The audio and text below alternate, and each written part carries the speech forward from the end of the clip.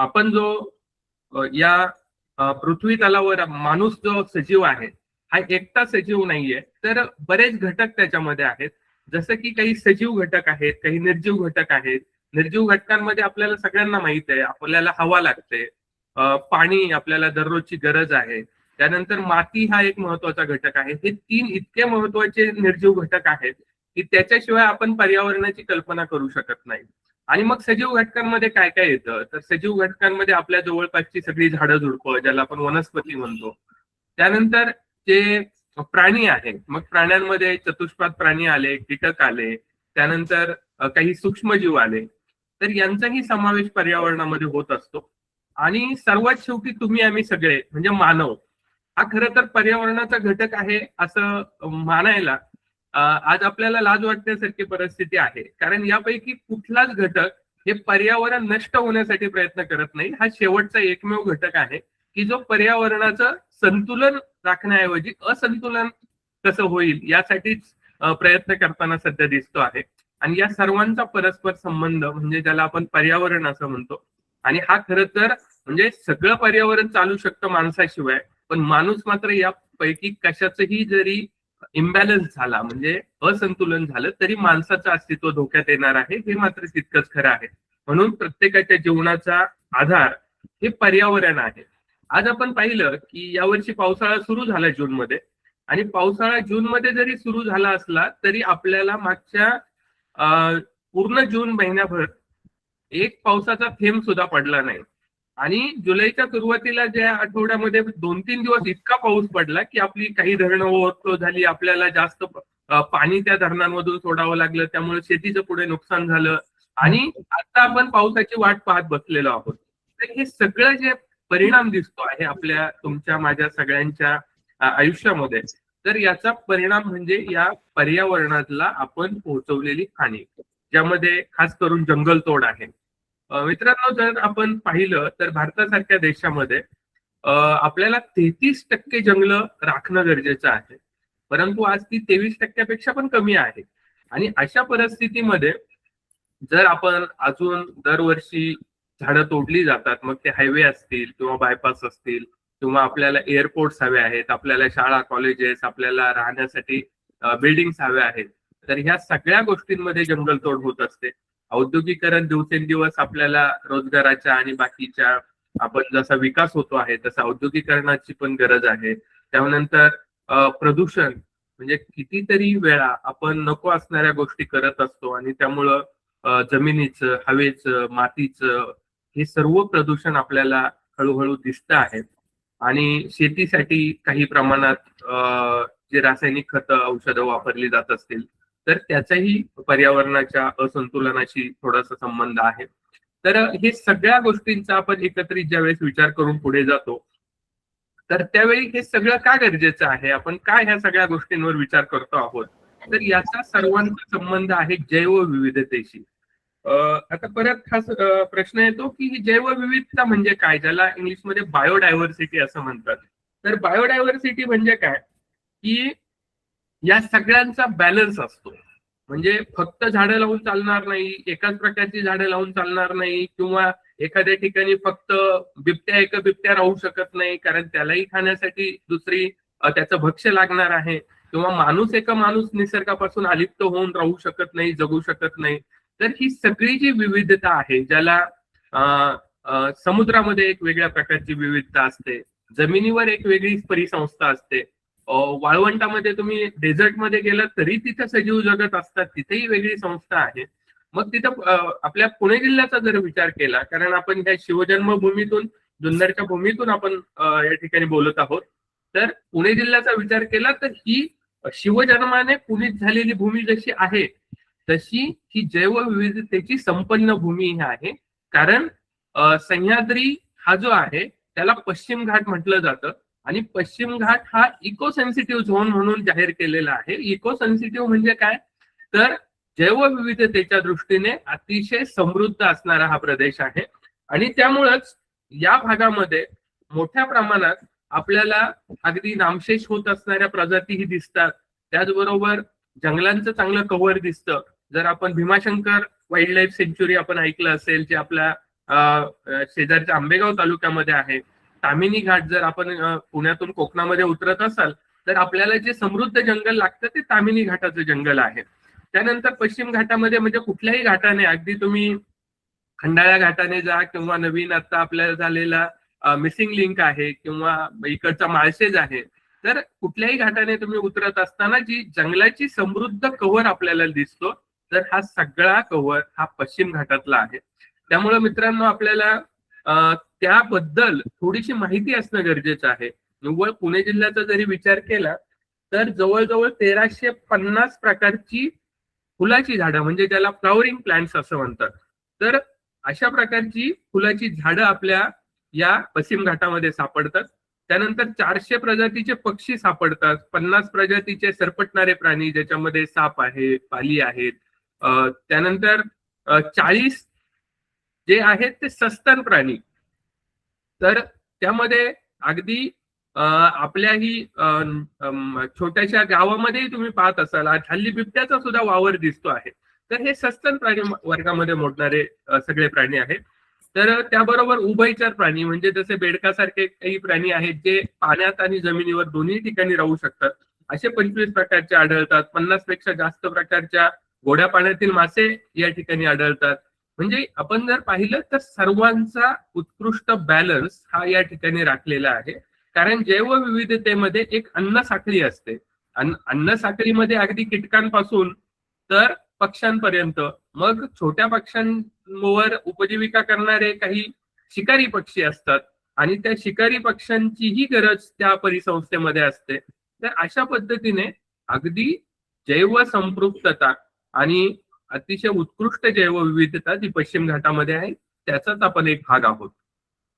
त्यानंतर आता प्रश्न राहतो की मग आपण काय करायचंय, आपल्याला ह्या झाडांचे काय फायदे आहेत. ही निव्वळ जंगल आपण म्हणतो किंवा पश्चिम घाट इतका सुंदर आहे, समृद्ध आहे, पण त्याचा आपल्याला काय फायदा आहे.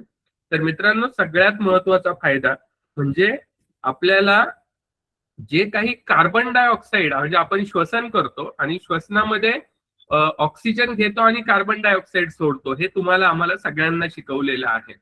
आणि मग हा सोडलेला कार्बन डायऑक्साईड कुठे जातो, तर हा हवेमध्ये जातो. मगाशी आपण जो पर्यावरणाचा एक घटक हवा पण पाहिलेला आहे, तर त्या ठिकाणी जो कार्बन डायऑक्साईड जातो तो कार्बन डायऑक्साईड पचवण्याची क्षमता फक्त आणि फक्त वनस्पतींमध्ये आहे. इतर कुठलाही सजीव कार्बन डायऑक्साईड पचवू शकत नाही, म्हणजे त्याचं रूपांतर पुन्हा दुसऱ्या उपयुक्त वायूमध्ये करू शकत नाही, उदाहरणार्थ ऑक्सिजन. मग कार्बन डायऑक्साईड जो आहे तो आपल्या शरीरासाठी अत्यंत हानिकारक असणारा वायू आहे आणि त्याचं प्रमाण अतिशय कमी असतं. म्हणजे जर हवेतलं प्रमाण कार्बन डायऑक्साईडचं पाहिलं तर 0.03%, म्हणजे अगदी पीपीएम मध्ये असतं. पीपीएम म्हणजे 10 लाख रेणू जर हवेचे असतील तर त्याच्यामध्ये कार्बन डायऑक्साईडचं प्रमाण किती असावं, तर ते साधारणतः 320च्या जवळपास असावं असं सायन्स सांगतं. म्हणजे 10 लाख हवेच्या रेणूंमध्ये 320 इतकं कमी प्रमाण आपल्याला कार्बन डायऑक्साईडचं आवश्यक असतं. आणि त्यापेक्षा जास्त झालं तर मग आपल्याला गुदमरल्यासारखं होतं, छातीवर दबाव आल्यासारखं होतो वगैरे वगैरे, ऑक्सिजनची कमतरता पडते. आणि हे संतुलनाचं काम मूळपणे झाडं करतात आणि हे कुठलाही पगार न घेता. म्हणजे तुम्ही आम्ही एखादं छोटंसं काम करायचं म्हटलं तर आपल्याला किती पैसे मिळणार, आपल्याला जेवायला मिळणार का, इथपासून आपण सुरुवात करतो. परंतु ही झाडं कुठल्याही पगाराची अपेक्षा न करता, आपल्याकडून कुठलीही अपेक्षा न करता हे काम अव्याहतपणे करत आहेत. त्याचबरोबर तापमान नियंत्रणाचं, आपण आता ग्लोबल वॉर्मिंगची शब्द तुम्ही ऐकले असतील किंवा तापमान वाढ, जागतिक तापमान वाढ असा शब्द वापरला जातो. म्हणजे काय, जगभरामध्ये तापमानामध्ये फरक पडत चाललेला आहे आणि हा फरक पडण्याचं मुख्य कारण आहे की आपण ग्रीन कव्हर कमी कमी करत चाललेलो आहोत. मग या सगळ्या गोष्टींचं नियंत्रणाचं काम झाडं करतायत. म्हणून दरवर्षी पावसाळा आला की वृक्षारोपणाचे कार्यक्रम आयोजित केले जातात. त्याचबरोबर मातीचं संवर्धन, झाडाची जी मुळं असतात, म्हणजे आता इथं झाडं म्हणजे फक्त आपल्याला डोळ्याने दिसणारी मोठी आंब्या पिंपळाची वडाची झाडं असा अर्थ नाहीये. तर इथे अगदी जमिनीवर वाढणारं गवत सुद्धा, डोंगरावर जर गवत असेल तर त्या ठिकाणी मातीचं संवर्धन होतं. त्याची मुळं जी आहेत तर ती माती धरून ठेवतात. त्यामुळे तुम्ही पाहिलं असेल की पहिला पाऊस मोठा जर पडला तर यावर्षी पाहिलं असेल की नद्यांना गढूळ पाणी येतं. ते गढूळ पाणी काय येतं तर मातीचे कण त्या पाण्याबरोबर वाहून जातात आणि हे वाहून जाऊ नयेत यासाठी छोटी झुडपं असतील किंवा गवत असेल, म्हणजे जे जंगलामध्ये अतिशय महत्वाच्या परिसंस्थेचा एक भाग असतो, तर तिथं मातीचं संवर्धन होतं. पशुपक्ष्यांना थांबा, म्हणजे तुम्ही पाहिलं असेल की उन्हाळ्यामध्ये अगदी एखाद्या झाडाखाली शांत बसलं तर अतिशय थंड आणि उत्साहवर्धक वाटतं. कारण त्या ठिकाणी ऑक्सिजनचं प्रमाण जास्त असतं, तापमान कमी असतं, उन्हाच्या झळा तुम्हाला कमी लागतात. आणि त्यामुळं पूर्वी आपण पाहिलं असेल की मोठमोठ्या गावांमध्ये मोठमोठी वडाची झाडं किंवा मोठमोठी पिंपळाची झाडं त्या भोवती पार बांधलेले असत. तर असं पशुपक्ष्यांना थारा देण्याचं काम सुद्धा हे या झाडांमुळे होत असतं. आणि सगळ्यात महत्वाचं, हा मोठा ऑक्सिजन प्लांट आहे. म्हणजे तुम्ही आम्ही कोरोनामध्ये पाहिलं की आपल्याला ऑक्सिजन सिलेंडरची गरज पडली. आणि जे ऑक्सिजन सिलेंडर आहे ते आपल्याला तयार करावे लागले. म्हणजे आपल्याला प्रयोगशाळेमध्ये ऑक्सिजन वायू तयार करून त्या सिलेंडरमध्ये भरावा लागला. पण तुम्ही आम्ही आज जे जिवंत आहोत ते फक्त आणि फक्त झाडांनी तयार केलेल्या ऑक्सिजनमुळे आहोत. म्हणून ऑक्सिजन देण्याचं महत्वाचं काम हे आपल्याला झाडं करत असतात.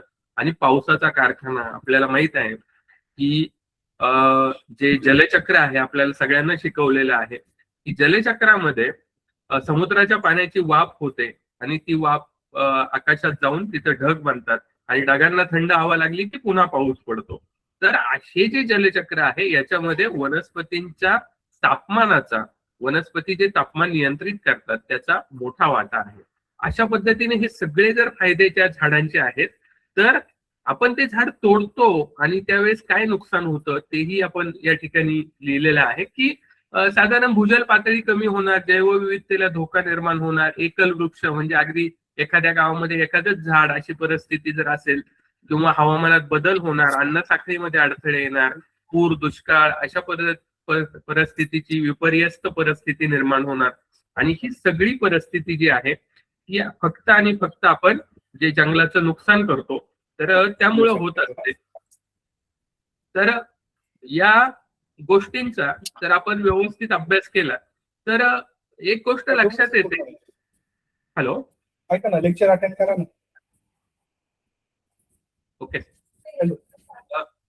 तर आपण पुढे जाऊया. पाठवली तर तुम्हाला एक पाठवतो, तुम्हाला आभार प्रदर्शन करायचं. तर या वातावरण बदलाचा मित्रांनो सर्वात जास्त फटका हा शेतीला बसतो. तर शेतीला वातावरण बदलाचा सर्वाधिक फटका बसण्याची जी महत्वाची कारणं आहेत, तर ती कसा बसतो तो फटका. तर शेती हे आपल्यासारखं कुठलेही, समजा आपल्या हातातला मोबाईल आहे तो कारखान्यात बनतो आणि बाहेर किती धोधो पाऊस पडत असेल तर कारखान्यामध्ये मोबाईल बनवण्यासाठी काही वेगळी अडचण येऊ शकत नाही. किंवा आपण जे मोटार्स वापरतो म्हणजे आपल्या कार्स आहेत किंवा ट्रक्स आहेत, ह्या पण कारखान्यात बनतात. त्या ठिकाणी सुद्धा बाहेर तापमान वाढ झाली किंवा पाऊस कमी पडला किंवा पाऊस जास्त झाला तरीही त्याच्या निर्मिती प्रक्रियेमध्ये फारसा फरक पडत नाही. पण शेती हा असा एक व्यवसाय आहे किंवा असा एक उद्योग आहे की जो निसर्गात आपल्याला ओपन फील्डमध्ये म्हणजे आकाशाखाली, म्हणजे ओपन टू स्काय असं म्हटलं जातं इंग्लिशमध्ये, असा केला जाणारा उद्योग आहे आणि तो खूप विस्तीर्ण क्षेत्रावर केला जातो. म्हणून यावर्षी जर आपण पाहिलं असेल तर हवामान खात्यानं पहिल्यांदाच सांगितलं की यावर्षी 90% कमी पाऊस राहणार आहे. तर त्याचा परिणाम लगेच अर्थव्यवस्थेवर होत असतो. कारण पाऊस कमी पडला की त्याच्या अनुषंगाने पिकाचं उत्पादन घटतं. पिकाचं उत्पादन घटलं की अन्न सुरक्षेचा प्रश्न निर्माण होतो. अन्न सुरक्षेचा प्रश्न जर निर्माण झाला तर बाकीच्या गोष्टींवर केला जाणारा सरकारचा खर्च आहे तो आपल्याला अन्नाच्या आयात निर्यातीमध्ये किंवा अन्नाच्या साठवणुकीमध्ये करावा लागतो. त्यामुळं याचा दूरगामी परिणाम हा अर्थव्यवस्थेवर होत असतो. त्यानंतर वातावरण बदलामुळे अजून काय होतं तर अजून बऱ्याच वेळा नवीन किडी आणि रोग तयार होतात. म्हणजे मागच्या 10 वर्षामध्ये ज्या किडी आणि रोग दिसत नव्हते तसे रोग आपल्याला पुन्हा शेतीमध्ये काही ठिकाणी दिसायला लागतात. जसं की एक छोटंसं उदाहरण सांगेल, तुम्हाला माहित नसेल कदाचित, परंतु पपई नावाच्या पिकामध्ये एक रिंग स्पॉट नावाचा एक विषाणूजन्य रोग आहे, जो पूर्वी आपल्याकडे ज्यावेळी देशी पपई लागवड होती त्यावेळी तो कमी दिसायचा. पण मागच्या 2-5 वर्षामध्ये अतिशय मोठ्या प्रमाणात या पिकाच्या उत्पादनावर परिणाम करणारा घटक म्हणून तो विषाणूजन्य रोग हा लिमिटिंग फॅक्टर झालेला आहे. म्हणजे त्यामुळं त्या पिकाचं उत्पादन घटत आहे. तर अशा पद्धतीचे बऱ्याच किडी, बरेच रोग निर्माण होतात की ज्यामुळं आपल्या शेतीमालाचं नुकसान होतं, तसेच ते अर्थव्यवस्थेचंही मोठं नुकसान होतं. परागीभवनाची प्रक्रिया मंदावते, हे फार महत्वाचं आहे. जसं की स्लाइड मध्ये तुम्हाला दिसत असेल, एक पिवळ्या फुलावर बसलेली मधमाशी आहे. आता ही मधमाशी काय करते, तर मधमाशी मध गोळा करते, हे तुम्हाला माहित असेल. तर एवढंच काम करत नाही मित्रांनो ती, तर ती अतिशय चांगलं परागीभवनाचं काम करते. म्हणजे एका फुलावरून दुसऱ्या फुलावर जाते, तर तिच्या पायाला जे परागकण चिकटतात, तर ते परागकण पुढे जाऊन दुसऱ्या फुलावर पडतात. याला परपरागीभवन म्हणतात. आणि त्यामुळंच आपल्या पिकाचं उत्पादन येत असतं. अन्यथा जर मधमाशीने काम थांबवलं तर आईन्स्टाईन सारखा शास्त्रज्ञ म्हणतो की त्यानंतर पुढच्या 2 ते 3 वर्षात मानवजात नष्ट होईल. म्हणजे ही अतिशय दूरगामी केलेलं स्टेटमेंट आहे. आणि आज मधमाशांवरही बऱ्याच अंशी तापमान वाढीचा परिणाम दिसतो आहे. त्यामुळं आपल्याला जंगलात किंवा घराच्या कडेला झाडाला लागलेली मधमाशांची पोळी पूर्वी दिसत होती, ती आता तेवढी दिसत नाही. हा दूरगामी परिणाम शेती क्षेत्रावर किंवा शेती रिलेटेड गोष्टींवर होत आहे. स्थानिक पक्ष्यांचं स्थलांतर होतं. म्हणजे तुम्ही पहा की चिमणीसारखा पक्षी आहे, पूर्वी सकाळी सकाळी चिमण्यांचा जो कलकलाट ऐकू यायचा, आता तो कमी होतो आहे. आणि जगभरात त्याच्यावर संशोधन झालेलं आहे. परंतु ह्या सगळ्या गोष्टी या वातावरण बदलाशी संबंधित आहेत. आणि या सगळ्या गोष्टींवर आपल्याला अतिशय गांभीर्याने विचार करण्याची खरं तर वेळ आहे. पुढे निसर्गाचा जो हस्तक्षेप आहे याची काही उदाहरणं सांगता येतील. समोर तुम्हाला एक पक्ष्याचा फोटो दिसतोय की ज्याचे अशी भीतीदायक डोळे वगैरे आहेत. तर तो घुबड नावाचा पक्षी आहे. आणि हा घुबड नावाचा पक्षी पूर्वी गावाच्या कडेची जी छोटी छोटी जंगलं होती त्याच्यामध्ये दिसायचा.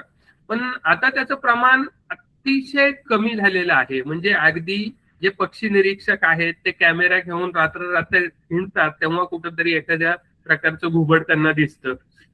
हे का झालेलं आहे, तर घुबड हा पक्षी त्याचं प्रजनन जे आहे किंवा राहण्याचे ठिकाण आहे, तर उंच झाडावर ज्या झाडाच्या खोडांना पोकळ्या निर्माण होतात त्याला ढोली असं म्हणतात, त्या ढोलीमध्ये हा पक्षी राहतो. आणि रात्रीच्या वेळी हा निशाचर प्राणी आहे, निशाचर पक्षी आहे सॉरी. आणि त्यामुळं तो रात्रीच्या वेळी फिरतो आणि रात्रीच्या वेळी जे उंदीर बाहेर पडतात त्या उंदरांना खाण्याचं काम करतो. आणि हा जो पक्षी आहे, हा पक्षी दिसल्यानंतर काहीतरी अघटित घडतं वगैरे अशा अंधश्रद्धा बऱ्याच आहेत. पण मित्रांनो, कुठल्याच पक्षामुळं किंवा कुठल्याच प्राण्यामुळं किंवा मांजर आडवं जाणे, तर अशा कुठल्याही प्राण्या किंवा पक्षामुळे काही अघटित घडत नाही. अघटित जर घडणारच असेल तर तुमच्या आमच्या मानव आडवं गेल्यामुळे कदाचित घडू शकतं. आणि हा घुबड जो प्राणी आहे, हा पक्षी आहे, तर हा पक्षी मित्रांनो रात्रीच्या वेळी फिरत असतो. त्याला अतिशय चांगली ऐकण्याची आणि पाहण्याची क्षमता आहे. म्हणजे बाकीच्या पक्ष्यांची तुलना करता तो अल्ट्रासोनिक साऊंड ऐकू शकतो. अल्ट्रासोनिक म्हणजे मानवी कानांना जे आवाज ऐकू येत नाहीत ते आवाज या पक्षाला ऐकू येतात. त्यानंतर हा पक्षी आहे एकाच वेळी 360, म्हणजे तुम्ही आता तुमची मान वळवून पहा, ती 360 अंशाच्या कोनातून कधीच वळणार नाही. तर हा पक्षी 360 अंशाच्या कोनातून मान वळवून इतरत्र सगळीकडं त्याच्या भक्ष्यावर लक्ष ठेवू शकतो. ही या पक्षाची मुख्य वैशिष्ट्य आहेत. आणि हा किती उंदीर मारत असेल, तुमचा काय अंदाज आहे, किती उंदीर मारत असेल एका वर्षामध्ये? कुणी सांगू शकेल?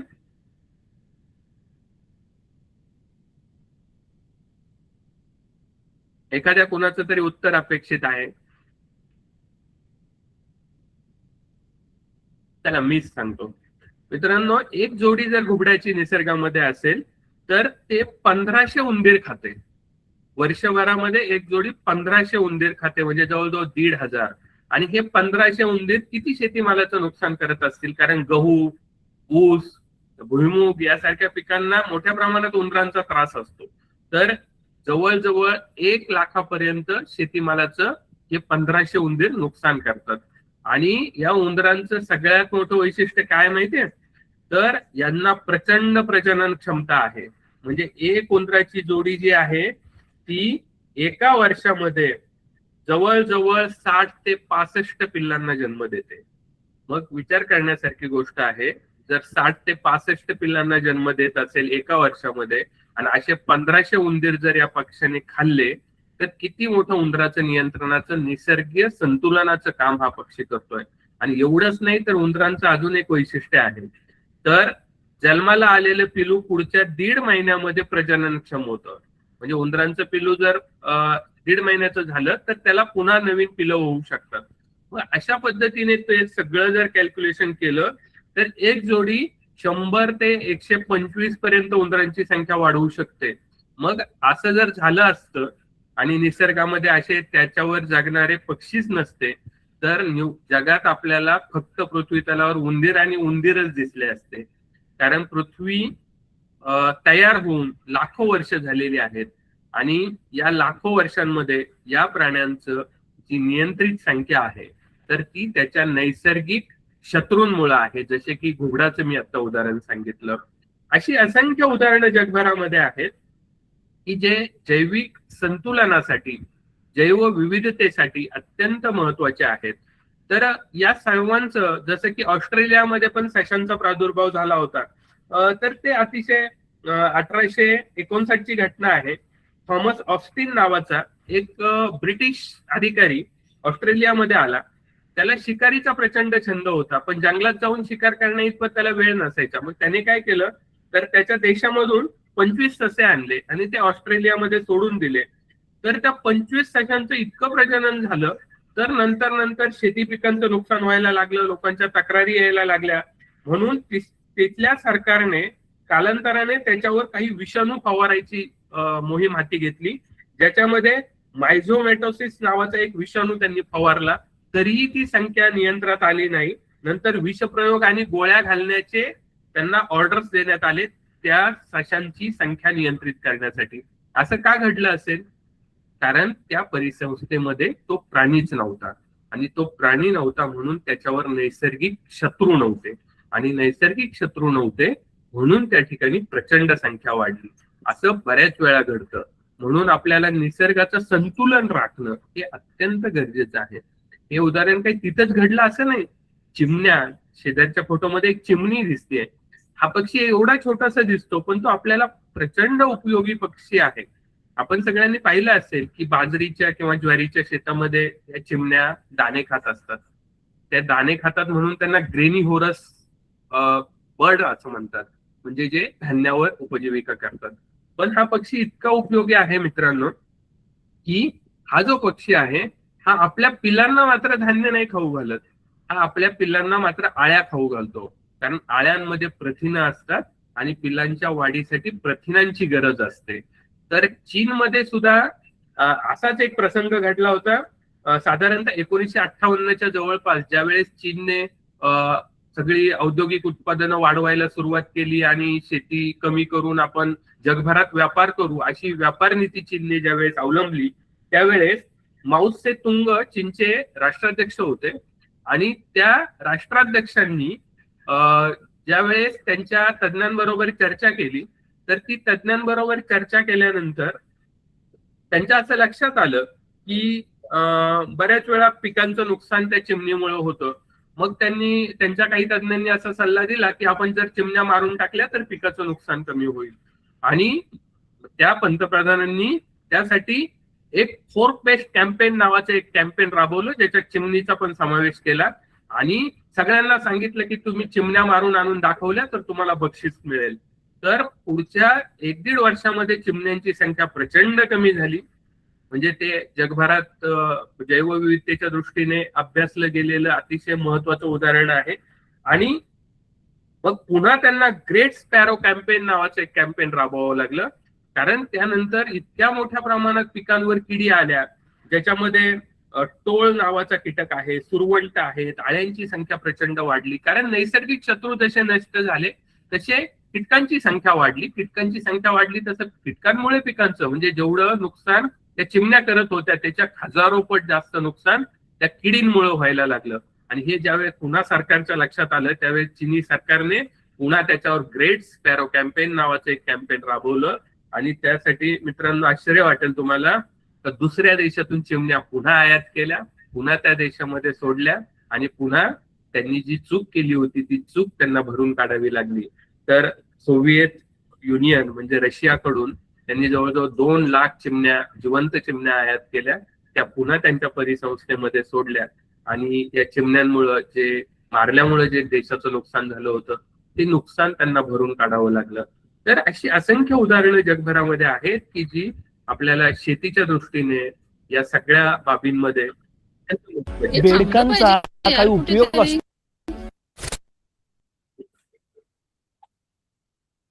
बेडकांचा काही उपयोग असतो का? तर मित्रांनो, आपण एक छोटासा व्हिडिओ पाहू की ज्यामध्ये आपल्याला कळेल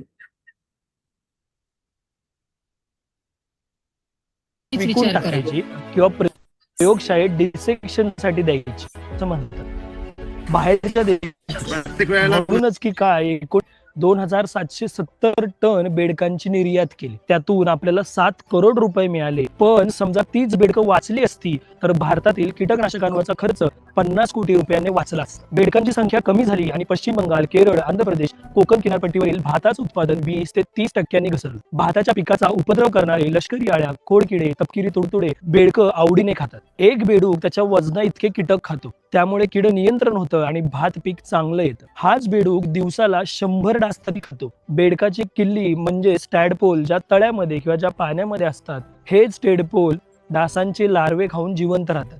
यामुळे मलेरिया आणि डेंग्यू सारख्या भयंकर आजारांचं नियंत्रण होतं. आणि याचमुळे BHNS, blue cross of Madras या संस्थांनी भारत सरकारकडे पाठपुरावा करून बेडकांना शेड्यूल 2 या अंतर्गत संरक्षण मिळवून दिले. बेडूक थंड रक्ताचे असल्यामुळे माणसांसारखे त्यांना तापमान नियंत्रित करता येत नाही, म्हणून उन्हाळ्यात हेच बेडूक 2 ते 3 फूट खाली माती खोदून राहतात. यालाच शास्त्रीय भाषेत हायबरनेशन किंवा ग्रीष्म सुप्ती असं म्हणतात. जमिनीखाली हृदयाचे ठोके कमी करून आपली चयापचय क्रिया मंद करून बेडूक एनर्जी वाचवतात. शिवाय पावसाळ्यात भरपूर कीटक खाल्ल्याने त्यांच्या शरीरात चरबी तयार असते आणि याच चरबीच्या जोरावर ते जमिनीखाली जगतात.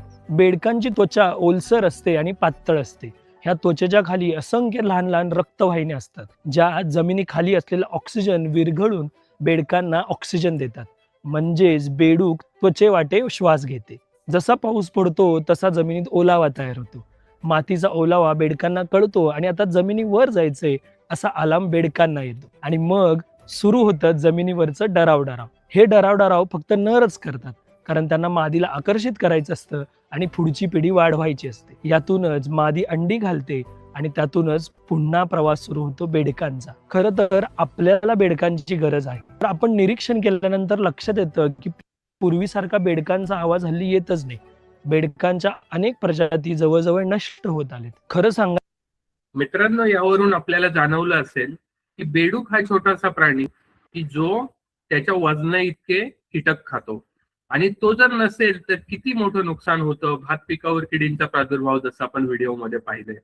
तर असंच वातावरणाचं आपण अजून काय काय नुकसान करतो, अजून एक व्हिडिओ आपण पाहूयात आणि मग आपण त्याच्यावर धाड टाकल्यावर काही ना काही नवीनच गोष्टी सापडते. चष्म्याचे बॉक्स, मेहंदीचा छोट्या चिंदी पासून मोठ्या साडीपर्यंत सर्व प्रकारचे कपडे मिळतात. Blazer, undergarments. ही आपली नदी पवित्र होती पण आपण तिला गटार करून ठेवले. इथे कपड्यांचा ढीक केवढा पडलाय. सुरू करून आताशी 15 मिनिटं झालीत आणि हा 100 मीटरचाही पॅच नाहीये. निसर्गाशी असं खेळू नका, असं कचरा टाकू नका नद्यांमध्ये, आणि त्याचे गंभीर परिणाम भोगावे लागतील. हे थांबलं पाहिजे यार कुठेतरी. काय हालत केली आपण आपल्या गोदावरीची. जोपर्यंत लोक नाही सुधारणार ना तेव्हापर्यंत एकच चेंज होणार नाहीये. नाही होणार. लोकांचा माइंडसेट चेंज होणं खूप गरजेचं आहे. कुणीतरी हे विठ्ठल रखुमाई पाण्यात फेकले, आषाढच्या महिन्यात मला ते मिळाले. हे देवाकडे मला मोठं गिफ्ट. लोकांना लाजाने वाटत पवित्र गंगेमध्ये असे कपडे वगैरे टाकून देतात, तिथे सोडून देतात. याच्याने पापने धुतल्या जाते, गंगा खराब होते, तेच पाणी तीर्थ म्हणून पितात. आज आम्हाला प्रश्न खूप पडले, उत्तर तुमचं तुम्ही शोधा. नदी कपडे सोडू नका. नदीत कपडे सोडू नका. मित्रांनो, आपण व्हिडिओ पाहिला असेल की ज्यामध्ये ज्या गोदावरी नदी आहे आपल्या नाशिकच्या जवळ जी नदी वाहते की जिथं आपण आता कुंभमेळ्याचं मोठं आयोजन पुढच्या वर्षामध्ये केलेलं आहे. तर त्या नद्यांमध्ये आपण जी कपडे टाकतो, जे काही निर्माल्य टाकतो, त्यामुळे खूप मोठ्या प्रमाणात नुकसान ते त्या नदीचं होतं, तिथल्या जैवविविधतेचं होतं, तिथल्या माशांवर, त्या माशांच्या प्रजननावर, तिथे असणाऱ्या बाकीचे जे छोटे छोटे कीटक असतात, तर त्या सर्वांच्या संख्येवर परिणाम होतो आणि त्याचा विपरीत परिणाम आपल्या जैवविविधतेला भोगावा लागतो. आज आपण जर कुठल्याही शहराच्या जवळच्या नदीवर गेलात तर अतिशय घाण वास, त्या ठिकाणी जे आपलं सांडपाणी आहे ते त्या ठिकाणी सोडलेलं असतं, असं काळ्या रंगाचं पाणी, आणि मग त्याच्यामध्ये कुठली सजीव सृष्टी जन्माला येणार आहे. तर हे सगळं नुकसान आपण करतो आहोत आणि या सगळ्या नुकसानाचा परिणाम काय झालेला आहे तर थोडस आपण ग्राफिक्सच्या माध्यमातून बघूयात की नक्की काय घडतं आहे. तर मित्रांनो, प्री इंडस्ट्रीयल म्हणजे ज्या वेळेस 1750 मध्ये इंग्लंडमध्ये औद्योगिक क्रांती झाली त्यावेळेस फक्त वातावरणामध्ये 280 ppm, मगाशी आपण कार्बन डायऑक्साईडचा उल्लेख केला तर तो कार्बन डायऑक्साईड फक्त 280 ppm होता आणि आज 2025 आणि 26 मध्ये जर आपण विचार केला तर तो 430 ppm वर गेलाय. म्हणजे मगाशी मी सांगितलं की इतका छोटासा जरी कार्बन डायऑक्साईडच्या प्रमाणात बदल झाला, म्हणजे ऑक्सिजनचं उदाहरण मी तुम्हाला सांगेल की ऑक्सिजन हवेमध्ये जवळजवळ 20 ते 21% असतो. मग 21% असणारा टक्के तो टक्केवारीमध्ये मोजला जातो आणि कार्बन डायऑक्साईड मात्र ppm मध्ये मोजला जातो. मग ऑक्सिजन जर 21% आहे, त्याच्यात थोडासा फरक पडला तर थोडासा त्रास होईल, पण ppm मध्ये असणारा घटक त्याच्यात जर फरक पडला आणि हा फरक जवळजवळ आपण 100 ते 125 ppm ने पुढे आहोत, म्हणजे 80% फरक पडलेला आहे कधीपासून, औद्योगिक क्रांतीनंतर आजपर्यंत. आणि हा जो कार्बन डायऑक्साईडचं हवेतील वाढलेलं प्रमाण आहे याचा परिणाम हल्ली आपल्याला सगळा दिसतो आहे. त्यामुळं मग तापमानात झालेली वाढ असेल किंवा बाकीचे श्वसनाचे वाढलेले विकार असतील तर या सगळ्यांचा मगाशी सांगितल्याप्रमाणे संबंध हा कार्बन डायऑक्साईडच्या प्रमाणाशी आहे. आणि मग प्रकाश संश्लेषण जी वनस्पती करत आहेत तर त्या प्रकाश संश्लेषणामुळे होतं काय तर तिथे जसं की 6CO2 म्हणजे कार्बन डायऑक्साईड आणि पाण्याचा संयोग होऊन इन प्रेझेन्स ऑफ क्लोरोफिल म्हणजे हरित वनस्पतींच्या माध्यमातून त्या ठिकाणी C6H12O6 म्हणजे याला साखर म्हणतात किंवा याला कर्बोदक असं म्हणतात, ज्याला कार्बोहायड्रेट्स म्हटलं जातं, आणि 6O2 म्हणजे वनस्पती स्वतः साखर तयार करतात आणि त्याच्यावर आपण अवलंबून आहोत. म्हणून आपण पालेभाज्या खातो, फळं खातो, त्याच्यामध्ये असणारी साखर हे वनस्पती तयार करतात आणि ऑक्सिजन आपल्याला देतात. म्हणजे इथं जर पाहिलं तर कार्बन डायऑक्साईड घेतात आणि ऑक्सिजन आपल्याला देतात. आणि हे एवढं मोठं काम कुठलाही सजीव करू शकत नाही. म्हणजे मानवाने आज कितीही प्रगती केली तरीही आपण कार्बन डायऑक्साईड पासून ऑक्सिजन तयार करू शकत नाही. आणि हे अव्याहतपणे आपल्याला वनस्पती तयार करतात आणि त्यामुळं वनस्पती तापमान वाढ कमी करण्यासाठी महत्वाच्या आहेत. हरित वायू ज्याला आपण ग्रीन हाऊस गॅसेस म्हणतो, तर ते ग्रीन हाऊस गॅसेस सुद्धा कमी करण्यासाठी वनस्पतींचा मोठा रोल आहे. त्याचे दीर्घकालीन बरेच परिणाम मगाशीच आपण पाहिलेले आहेत, ते पुन्हा मी रिपीट करत नाही. पण वनस्पतींशिवाय कुठलाही सजीव जगू शकत नाही. मग आता वनस्पती वाढवायच्यात, आपल्याला लावायच्यात, पण मग त्यासाठी काय पर्याय आहेत तर आपण त्यासाठी काही राज्यांची आकडेवारी पाहू की देशामध्ये सर्वाधिक वनक्षेत्र जर पाहिलं तर मध्य प्रदेश या देशामध्ये आहे आणि मध्य प्रदेशामध्ये जवळजवळ 77,000 स्क्वेअर किलोमीटर मध्ये जंगलांचं कव्हर आहे. आणि मध्य प्रदेशच्या जंगलांचं अजून एक महत्वाचं वैशिष्ट्य असं आहे की त्यामध्ये सलग मोठं वनक्षेत्र आहे. म्हणजे वनांचे मोठे मोठे पट्टे मध्य प्रदेशच्या जंगलामध्ये आहेत. त्यामुळे तिथे वाघ पाहण्यासाठी किंवा बाकीच्या वन्य प्राण्यांसाठी मोठ्या प्रमाणात पर्यटक जात असतात. दुसऱ्या भारतामध्ये द्वितीय क्रमांकावर जर वनक्षेत्र कुठं असेल तर ते अरुणाचल प्रदेशात मध्ये आहे, जवळजवळ 65,000 चौरस किलोमीटर. म्हणजे अर्थात हा 7 सिस्टर मधला म्हणजे आपल्याकडे जो ईशान्य भारत आहे तर त्याच्यामधलं असणारं राज्य आहे आणि तो ऑलरेडी जंगलांनी समृद्ध असणारा प्रदेश आहे. आणि तिसरा छत्तीसगड, जो आदिवासी बहुल एरिया आहे, आणि तिथेही 56,000 चौरस किलोमीटर एवढं जंगलाचं क्षेत्र आहे. म्हणजे तिसऱ्या क्रमांकावर. आणि 5व्या क्रमांकावर आपण आहोत महाराष्ट्र. आणि महाराष्ट्रामध्ये जवळजवळ 50,700 एवढ्या क्षेत्रावर जंगल आहे. आणि मग ही जर परिस्थिती आहे की आपल्याकडे जंगलांची महाराष्ट्राचं क्षेत्र, म्हणजे तुम्ही जर पाहिलं तर अरुणाचल प्रदेशचं क्षेत्र आणि महाराष्ट्राचं क्षेत्र याच्यात जमीन आसमानाचा फरक आहे. अरुणाचल हे अतिशय छोटं राज्य आहे आणि त्याच्यामध्ये सुद्धा एवढ्या मोठ्या प्रमाणात जंगल आहे. आणि आपल्या महाराष्ट्राचा विचार केला तर एवढं मोठं क्षेत्रफळाच्या राज्यामध्ये फक्त 50,000 चौरस किलोमीटर एवढंच जंगल वाचलेलं आहे. आणि तेही जंगल वाचलेलं असं म्हणता येणार नाही, तर आजही आपण जंगलतोड करतो आहोत. आणि त्या जंगलतोडीच्या माध्यमातून मग खाणकाम असेल किंवा जंगलांवर झालेली अतिक्रमणं असतील किंवा अवैध वृक्षतोड, तर दिवसेंदिवस हे सगळं कमी होत चाललंय. तर महाराष्ट्राचं वनक्षेत्र हे आता 16 ते 17% आलेले आहे, की जे तज्ज्ञांच्या मते 33% आवश्यक आहे. मग आता हे क्षेत्र वाढू शकणार आहे का? म्हणजे आपण आता पुन्हा 33% जाणार आहोत का? तर याचं उत्तर जवळजवळ नाही असं आहे. कारण ना तर आपल्याकडे तेवढी जागा आहे, ना तर आपण तेवढ्या मोठ्या प्रमाणात पुन्हा ती जंगल होती तशी उभी करू शकत नाही.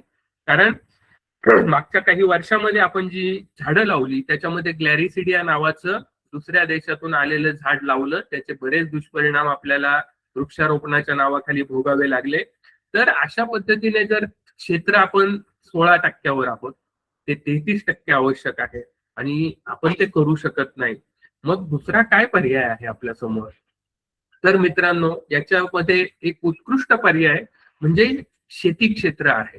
कारण महाराष्ट्रामध्ये जवळजवळ 55% क्षेत्रावर पिकं, फळबागा किंवा विविध शेतीची पिकांची लागवड केली जाते आणि ते क्षेत्र जवळजवळ 55% आहे. मग आपल्याला एक थोडेस त्याचं कंपॅरिझन करता येईल की 16% वनक्षेत्र आहे आणि 55% कृषीचं क्षेत्र आहे.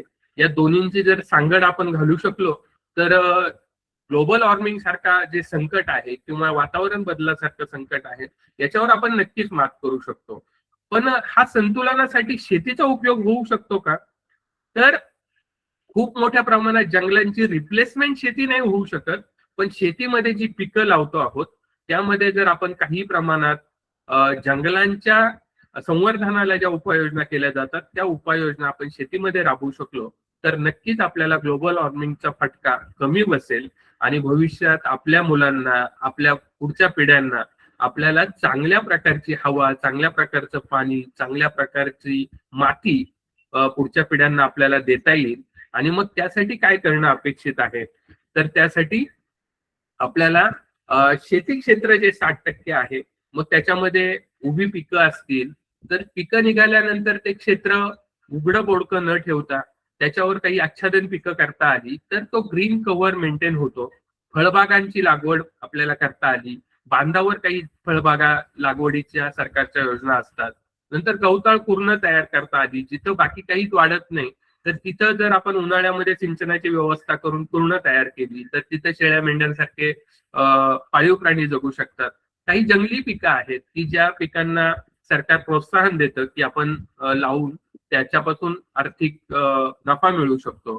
त्यानंतर सेंद्रिय आच्छादनासारखा प्रकार आहे. म्हणजे जंगलामध्ये जर तुम्ही पाहिलं तर वर्षानुवर्ष पानगळ होते, ती जमिनीवरती पडते, जमिनीतले सूक्ष्मजीव, गांडुळं त्याचं सेंद्रिय पदार्थांमध्ये रूपांतर करतात आणि त्यामुळे जंगलातली माती ही अत्यंत सुपीक असते. म्हणून एखाद्या वर्ष पाऊस कमी पडला किंवा पाऊस पडलाच नाही तरी जंगलं मरून गेलेली आपल्याला कधी दिसत नाही, कारण सेंद्रिय कार्बाचं प्रमाण जंगली मातीमध्ये प्रचंड असतं. म्हणजे शास्त्र असं सांगतं की 5% सेंद्रिय कार्ब पाहिजे आणि आपण आज शेती जमिनीची जर परिस्थिती पाहिली तर तो अत्यंत कमी होत चाललेला आहे. म्हणून पर्यावरण रक्षणाचा एक मार्ग शेतीतून नक्की जातो, एवढं मात्र नक्की आपल्याला लक्षात ठेवलं पाहिजे. आणि शेतीबद्दल अजून एक मोठा गैरसमज आहे की शेतीमध्ये रासायनिक कीटकनाशकांचा प्रचंड वापर केला जातो आणि त्यामुळे आपल्या अन्न प्रदूषित होतं वगैरे वगैरे. तर मित्रांनो, अशी अजिबात परिस्थिती नाही, हे मी शेतीचा अभ्यासक म्हणून आपल्या समोर सांगतो आहे. कारण जर तुम्ही पहिला आकडा पाहिला तर हा चीन या देशातला आहे. चीन देशामध्ये जवळजवळ 21.4 किलो कीटकनाशक ही एका हेक्टर जमिनीमध्ये वापरली जातात. म्हणजे 10,000 स्क्वेअर मीटर, म्हणजे 10,000 स्क्वेअर मीटर मध्ये चीन 21 किलो कीटकनाशक वापरते. आणि दुसरा जपान, ज्याला आपण आर्थिकदृष्ट्या सक्षम देश म्हणतो, जपान जवळजवळ 11 किलो कीटकनाशक वापरत आहे. किती? एका हेक्टर मध्ये, म्हणजे 2.5 एकर क्षेत्रावर जपान 11 किलो कीटकनाशक वापरते.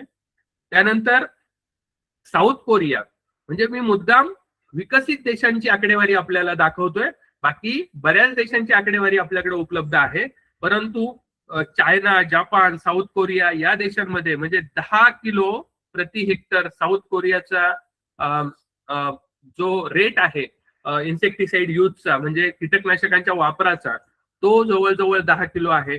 ब्राझील सारखा देश आहे जो जवळजवळ 9.2 किलो कीटकनाशक एका हेक्टर मध्ये वापरतोय.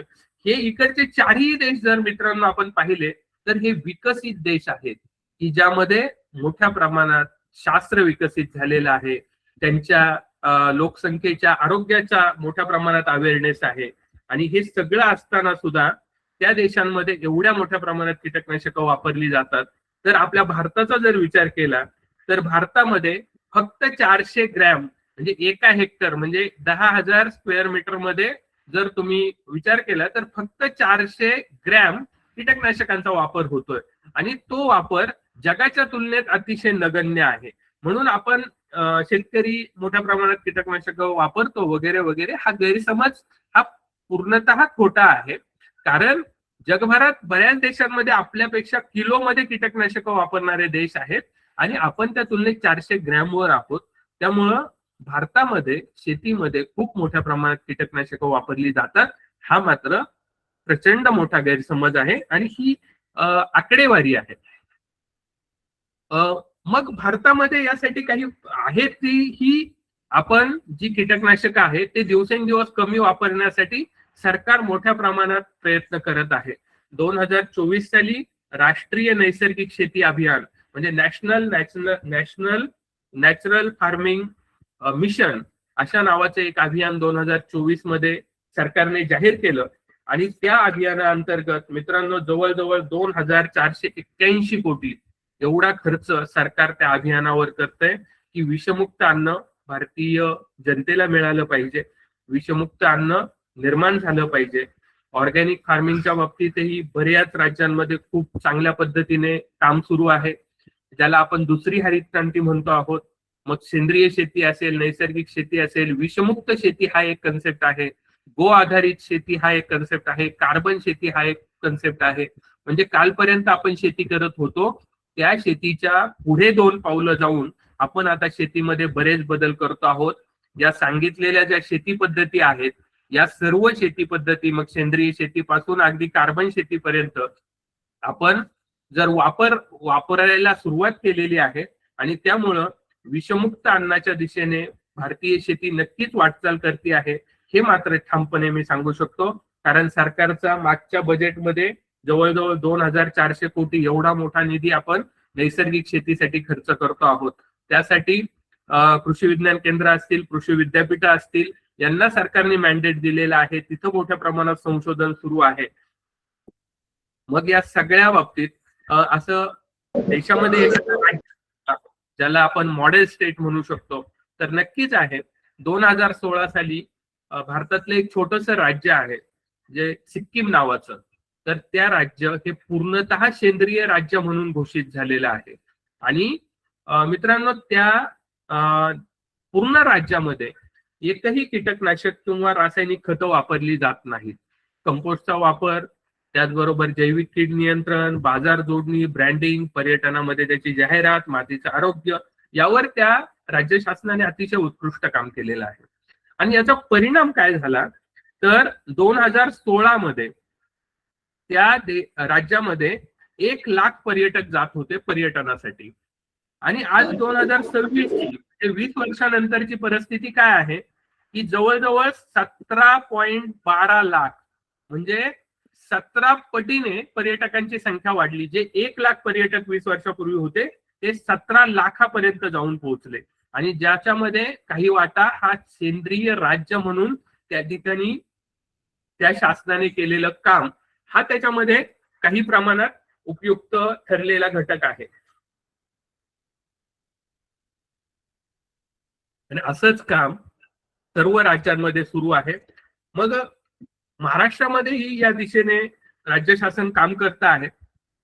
मग यासाठी गरज काय आहे, आम्ही आपला रोल काय आहे, तर कृषी क्षेत्रामध्ये मित्रांनो उच्च शिक्षित, जिज्ञासू, अभ्यासू, कष्टाळू, तंत्रज्ञानाची साथ घेणारी तरुण पिढी ही कृषी क्षेत्रामध्ये येणं अपेक्षित आहे.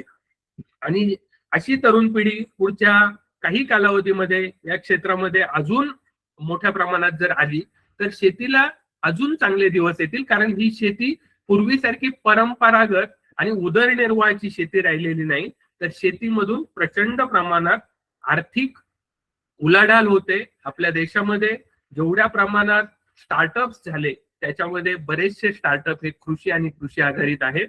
आणि याबाबत भारताचे माजी उपराष्ट्रपती जगदीप धनखड साहेब यांनी IARIच्या दीक्षांत समारंभामध्ये जे भाषण केलं होतं त्याच्यामध्ये त्यांनी हे सांगितलं होतं की ऍग्रिकल्चर हा फक्त बॅकबोन ऑफ इंडियन इकॉनॉमी नाही, तर agriculture education should be the epicentre of entrepreneurship. Epicentre म्हणजे it will be the centre, म्हणजे त्याच्या भोवती सगळा औद्योगिक विकास फिरणार आहे, असं भारताच्या महामहिम उपराष्ट्रपतींचं 2024चं स्टेटमेंट आहे. म्हणजे मित्रांनो शेतीच्या बाबतीत आपण कोणत्या दिशेला चाललो आहोत याची दिशा लक्षात घेतली पाहिजे. कारण ज्यावेळेस पर्यावरणाचं संतुलन बिघडतंय, आपल्याला वनांचं क्षेत्र वाढवता येणार नाही, जंगल नव्याने लावणार तर कुठं लावणार. आज आपल्याला हायवे मध्ये आपण झाडं तोडतो आहोत, तर शेतीमध्ये जी झाडं आहेत, शेतीमध्ये जी फळझाडं लावू किंवा पिकं लावू, तर त्याचा जर शास्त्रीय पद्धतीने वापर केला तर आपल्याला तरुण पिढीला त्याच्यामधून प्रचंड प्रमाणात रोजगार निर्मिती होऊ शकते. आणि या रोजगार निर्मितीमध्ये शेती हे उत्तम करिअर ठरू शकतं. कारण याची काही कारणं आहेत. कारण आपण अन्न या घटकाशी संबंधित आहोत आणि पूर्वीपासून आपल्याला एक वाक्य माहित आहे, अन्न वस्त्र निवारा या आपल्या मूलभूत गरजा आहेत. म्हणजे आज आपल्याला मोबाईल आणि या गोष्टी जरी गरजेच्या वाटत असतील तरी मित्रांनो ह्या मूलभूत गरजा नाहीये. मोबाईल बंद पडला किंवा पेट्रोल संपलं तरी माणूस काही दिवस तर नक्की जगेल, पण अन्न संपलं या जगातलं तर मला वाटतं, पाणी संपलं तर पुढच्या काही दिवसांमध्ये मानवी अस्तित्व नष्ट होईल. म्हणून अन्न ही गरज आहे आणि ही पिकवणारी शेती आहे.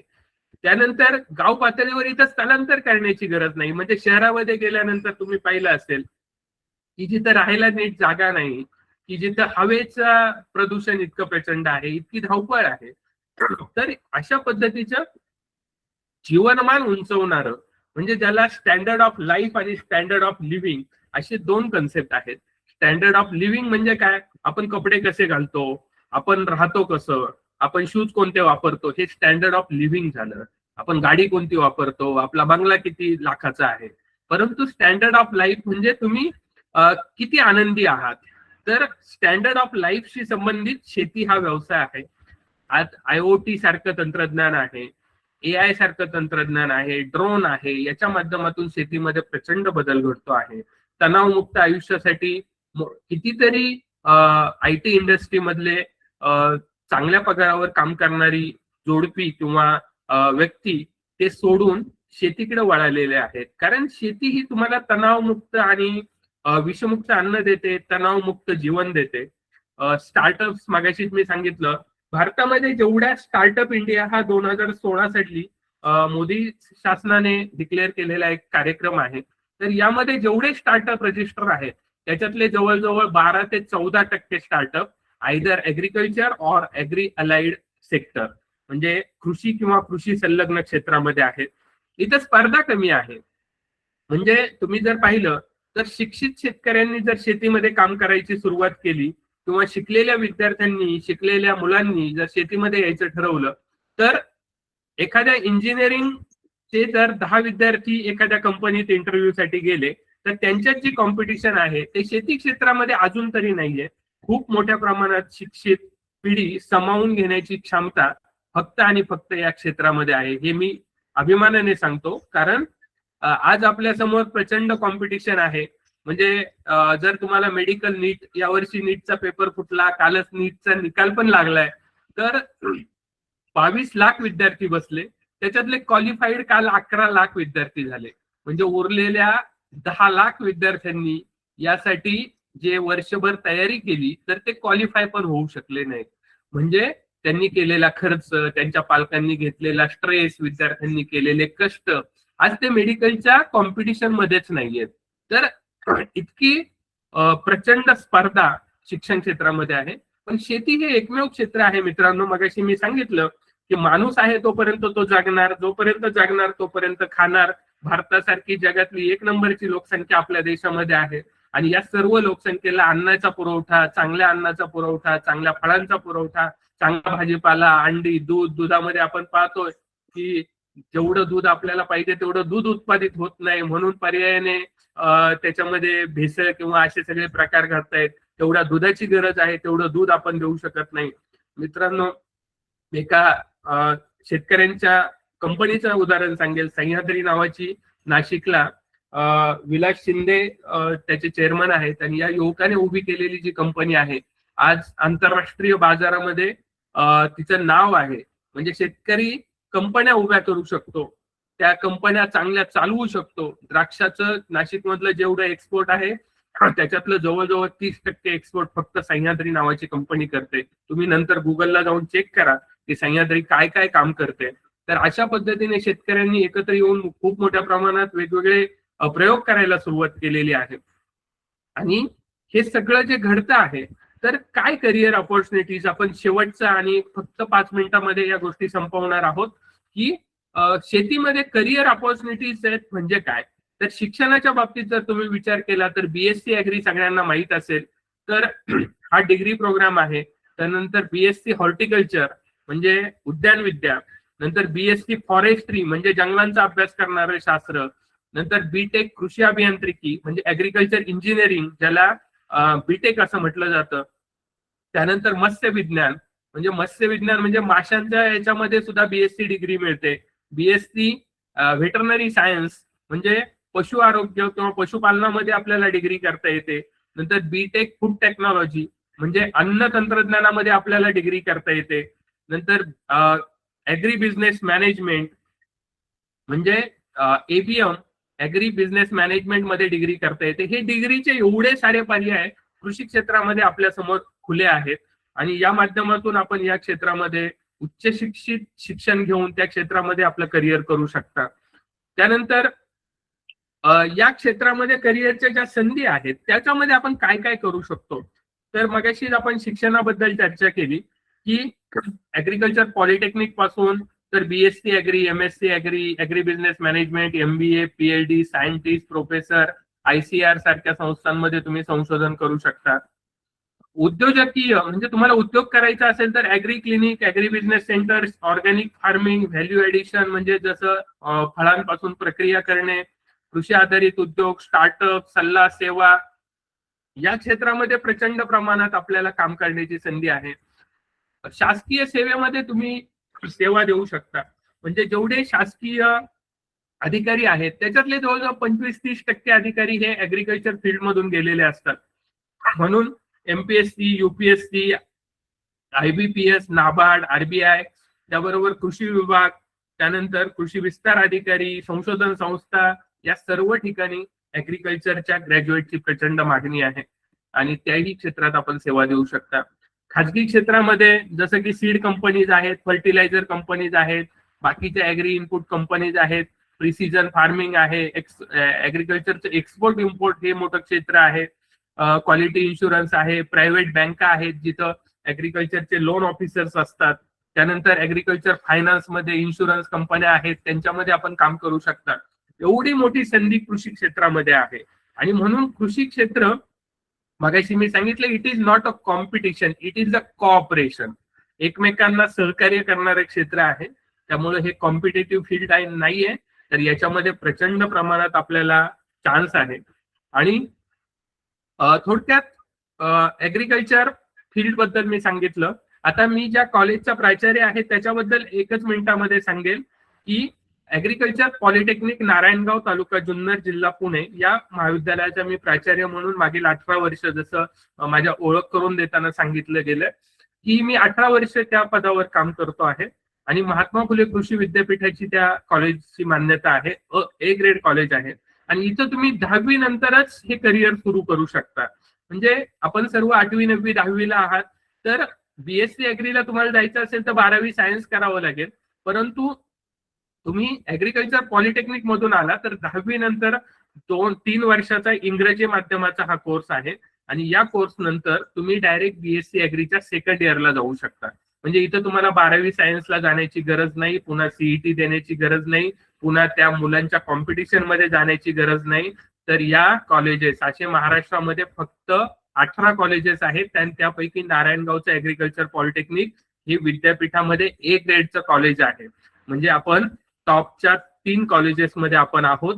त्यामुळं अतिशय चांगल्या पद्धतीचं इन्फ्रास्ट्रक्चर आपल्याकडे आहे आणि हा करिअर ऑप्शन म्हणून तुम्ही निवडू शकता.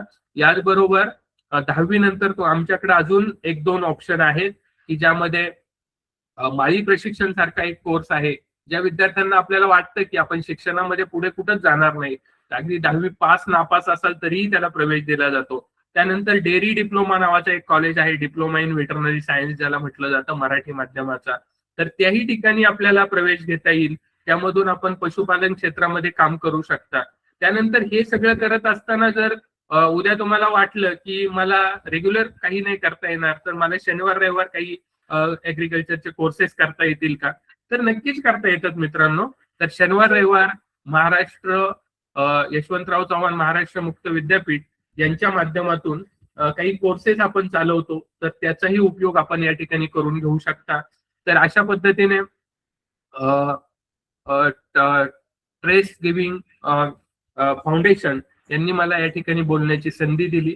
मित्रांनो, तर जे काही मला सांगायचं होतं ते मी या ठिकाणी सांगितलेलं आहे. आपल्या सर्वांचे धन्यवाद. आपणही शांत चित्ताने अगदी 1.5 तास हे सर्व पर्यावरण, शेती, त्यांचा संबंध, शेतीमधल्या करिअर ऑपॉर्च्युनिटीज याबद्दल ऐकून घेतलं. त्याबद्दल आपले विशेष आभार आणि संयोजकांचेही आभार. यानंतर आपले काही प्रश्न असतील तर आपण विचारू शकता. तर त्यानंतर प्रश्न. Over to all of you. आदरणीय गायकवाड सर. या सर. या संत तुकाराम महाराजांच्या अभंगाची आज आठवण झाली. प्रेरणादायी आणि ज्ञानवर्धक व्याख्यान मनापासून आवडले. विद्यार्थ्यांना सहज समजेल अशी सोप्या भाषेत आपण निसर्गाचे महत्व, पर्यावरण संवर्धन आणि हवामान बदल याविषयी अतिशय प्रभावी मार्गदर्शन दिले. मी विद्यार्थी मित्रांना विनंती करतो की आपले काही प्रश्न असेल ते सरांना विचारावे प्लीज.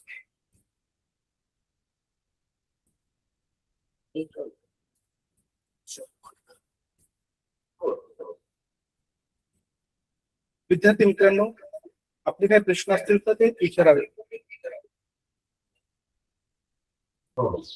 तर सर, शेतीमालाची ब्रँडिंग आणि मार्केटिंग कशी करावी हा माझा प्रश्न आहे. Yes sir, yes sir, yes sir. दुसरा प्रश्न, नारायणगावला जे आपलं सुंदर कृषी प्रदर्शन असतं, आम्ही मुलांना प्रोत्साहन देतो, पालकांना प्रोत्साहन देतो, प्रदर्शन पहा. आपण जर त्याविषयी थोडं विस्तृत सांगितलं तर मुलं प्रदर्शन पाहायला पालकांना घेऊन येतील आणि एक आपली जी कन्सेप्ट आहे त्या ऑर्गॅनिक शेतीवर अजून आकर्षित होतील. हे 2 प्रश्न आहेत. Yes sir. तर अतिशय छान प्रश्न आपण विचारलात की नारायणगावला जे कृषी प्रदर्शन असतं तर बऱ्याच शाळांना आम्ही कळवत असतो सर. आणि जर तुम्ही माझ्या व्हॉट्सअप नंबरवर सरांकडून नंबर घ्या आणि तुमचा आणि शाळेचा नंबर दिला तर आम्ही स्पेशल तुम्हाला निमंत्रण त्या निमित्ताने पाठवू. विचारलात सर. तर आज पूर्वीसारखी परिस्थिती राहिली नाही. कृषी उत्पन्न बाजार समित्यांमध्ये पूर्वी माल विकावा लागायचा, तिथं प्रचंड हॅरॅसमेंट व्हायची, परंतु आज शेतकरी त्याचा माल स्वतःही विकू शकतो. बऱ्याच शेतकऱ्यांनी खूप सुंदर सुंदर प्रयोग केले आहेत. शासनाने आठवडी बाजारासारखा एक उपक्रम जिथं जुन्नर तालुक्यातले बरेच शेतकरी गट त्या ठिकाणी जाऊन विकतात. सेंद्रिय शेतीमालाला प्रचंड मागणी आहे. म्हणजे आज आपण देऊ शकत नाही इतकी मागणी आहे. कारण आपल्या कॉलेजमध्ये उत्पादित होणाऱ्या दुधाचं उदाहरण सांगेल सर. माझ्याकडं जवळजवळ 150 लिटर दूध उत्पादित होतं आणि 150 लिटर दूध या ठिकाणी 65 रुपये लिटरने आपण विकतो नारायणगावमध्येच. म्हणजे अशा पद्धतीने शेतकऱ्याला आज विक्री व्यवस्थेमध्ये फारशा सोशल मीडियाच्या जमान्यात तर अजिबात अडचणी राहिलेल्या नाहीत. आम्ही आमच्या कॉलेजचा आंबा किंवा परिसरातील शेतकऱ्यांनी त्यांचा आंबा यावर्षी खूप चांगल्या पद्धतीने GI टॅगिंगच्या याच्या खाली लेबल खाली शहरातल्या ग्राहकांना विकला. त्यामुळं आता तरुण पिढी त्याच्यात येण्याची गरज आहे आणि मोठ्या प्रमाणात केक सेक्टर त्यांना खुणावत आहे. धन्यवाद सर.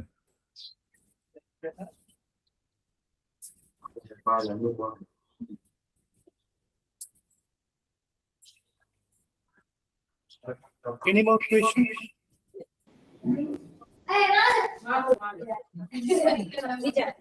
मला वाटतं सर एक इनबॉक्स मधला काकडे सरांनी विचारलेला आहे की ड्रोनची फवारणी केल्याने मधमाशींच्या जेवणावर काय परिणाम होतो. चांगला प्रश्न आहे. हॅलो हा सर. काकडे सर आवाज येतोय माझा? हॅलो.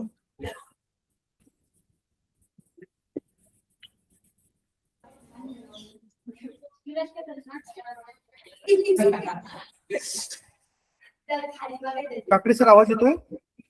काकडे सर आवाज येतोय का? मला जरा रिस्पॉन्स तिकडून आला तर मग कळेल, तुमच्या प्रश्नाचं उत्तर देतोय. काकडे सर नसेल तर चाळकवाडीच्या विद्यार्थ्यांनी हँड रेज केलेला आहे, मग त्यांच्याकडे जाऊयात.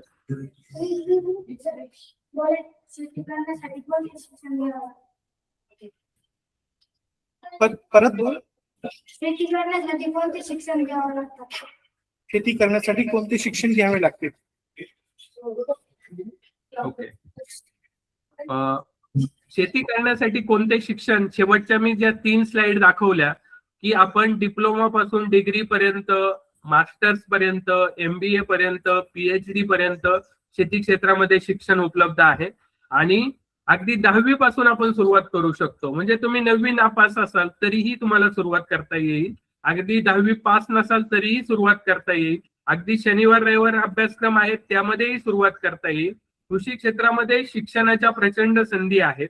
जसं आपण BSc chemistry, BSc physics, BSc Marathi, BA, BCom असं म्हणतो, तसं BSc agriculture, MSc agriculture, agri business management असे भरपूर कोर्सेस आहेत. सगळ्यात शेवटी मी नंबर दिलेला आहे किंवा या ग्रुपवर नंतर पुन्हा एकदा नंबर शेअर करेल आणि या संदर्भात काही मार्गदर्शन लागले तर तुम्ही कधीही कॉन्टॅक्ट करू शकता. नारायणगावला प्रणव मंगल कार्यालयाच्या समोर आमचं ऍग्रिकल्चर एज्युकेशन कॉम्प्लेक्स आहे, त्या ठिकाणी आपण भेट देऊ शकता. त्याबद्दल आपल्याला पर्सनली मार्गदर्शन केलं जाईल. Thank you sir. Yes sir. Next. अजून प्रश्न विचारा.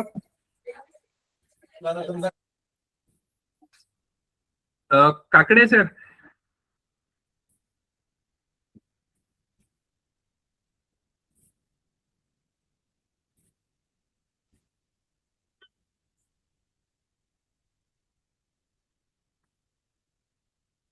सर ड्रोनच्या फवारणीबद्दल आपला प्रश्न आहे, 1 मिनिटात त्याचं उत्तर देतो.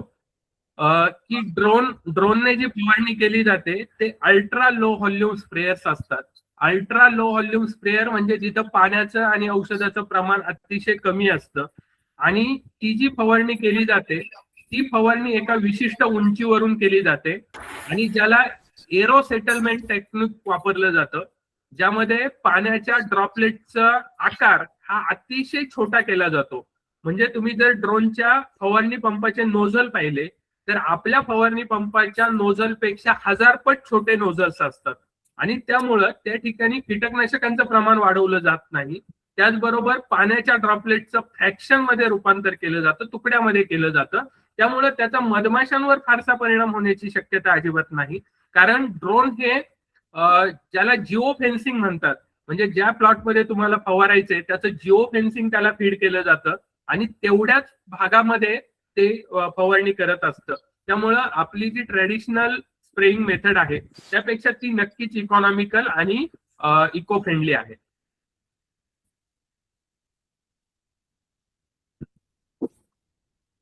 नेक्स्ट. शिवाजी विद्यालय गोलगाव, विचारा प्लीज.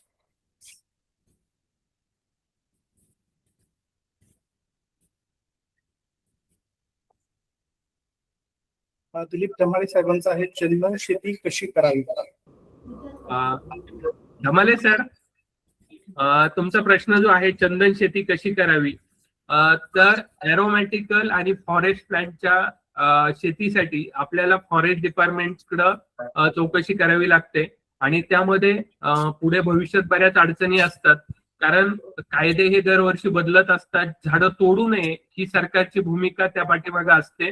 त्यामुळं चंदन शेती जर आपल्याला करायची असेल तर आपण स्थानिक फॉरेस्ट ऑफिसरशी संपर्क करा आणि त्यांच्याकडून त्याबद्दल चर्चा करून घ्या, कारण सागाच्या शेतीबद्दल किंवा बाकीच्या मिलिया डुबिया वगैरे बऱ्याच शेतीबद्दल बरीच चर्चा होत असते, परंतु कायदेशीर बाबींची पूर्तता करून आपल्याला ती गोष्ट करता येईल.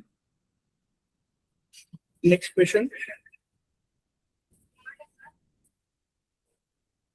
मला वाटतं करपे सरांचा एक प्रश्न आहे इनबॉक्स मधला. आपल्या म्हणण्यानुसार कीटकनाशक फवारणी आपल्याकडे कमी आहे, पण जुन्नर आंबेगाव तालुक्यात कीटकनाशकांचा वापर जास्त आहे. सर, कीटकनाशकांचा वापर तुम्ही जर आता परिस्थिती पाहिली तर सरकार त्याच्याबद्दल प्रचंड अवेअरनेस आहे. बरीचशी कीटकनाशकं मागच्या 5 वर्षामध्ये CIB-ने रजिस्ट्रेशन पासूनच बंद केलेली आहेत. त्यामुळं बऱ्याच कीटकनाशकांचा जो दुर्बळ, इंडोसल्फान आपण पूर्वी नाव ऐकलं होतं, त्यानंतर न्यूऑन नावाचं एक कीटकनाशक होतं की ज्याचे घातक परिणाम दिसत होते. अशी कीटकनाशकं सरकारच बॅन करत आहे. काल परवापर्यंत बऱ्याच विडीसाईड, 2-3 विडीसाईड बॅन केलेले आहेत. त्यामुळं जास्त वापर होतोय ही शास्त्रीय तत्वाला फारशी समर्पक. मागाशी मी देशाची आकडेवारी सांगितली. आपल्या पूर्ण देशामध्ये हेक्टरी 400 ग्रॅमचं प्रमाण आहे सर. चायनामध्ये ते प्रमाण किलोमध्ये आहे आणि त्याही देशामध्ये मग यावर अभ्यास झालेला आहे.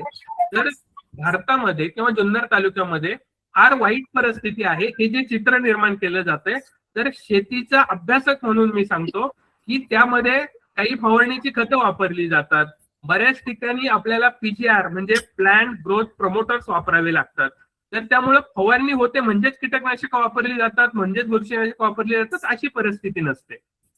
Thank you. Next. Hello sir. Hello. Yes sir. Wagh sir बोलतो.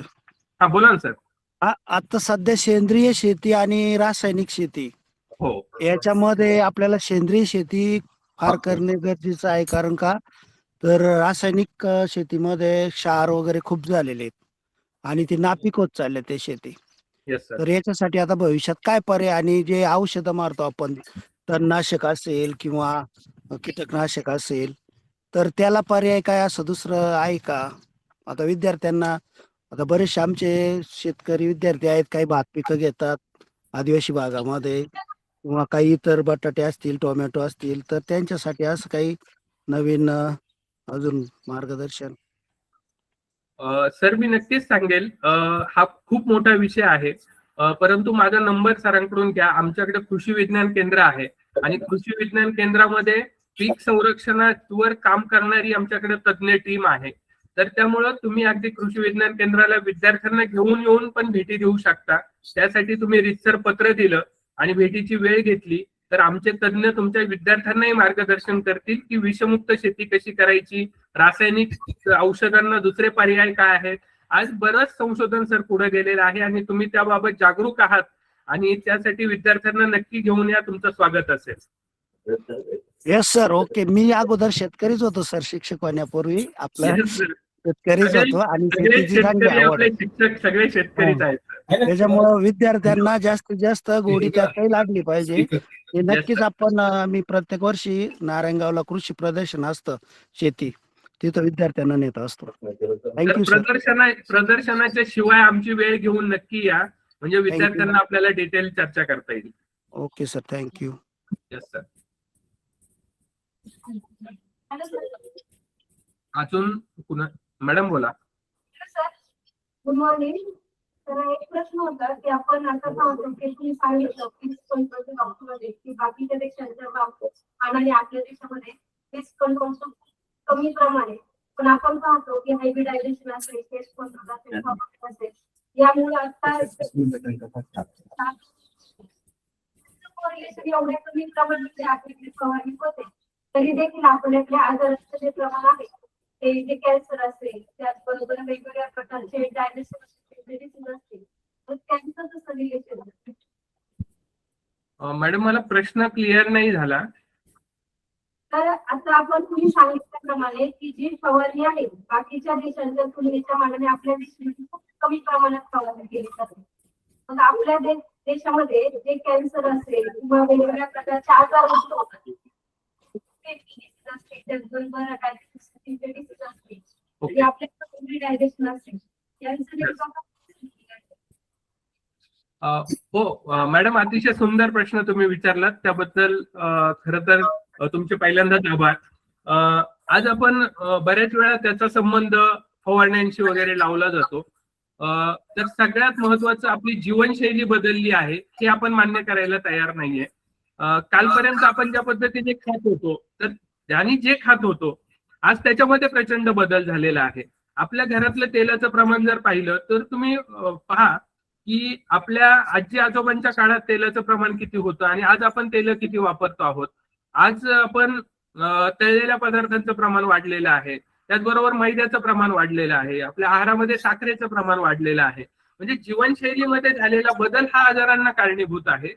तर त्याचा संबंध आपल्या याच्याशी अत्यंत कमी आहे. माझ्याकडे बरीच आकडेवारी आहे, म्हणजे मगाशी मी अतिशय कमी आकडेवारी सांगितली, पण बरीच आकडेवारी आहे आणि जी ऑथोराइज संस्थांची आकडेवारी आहे.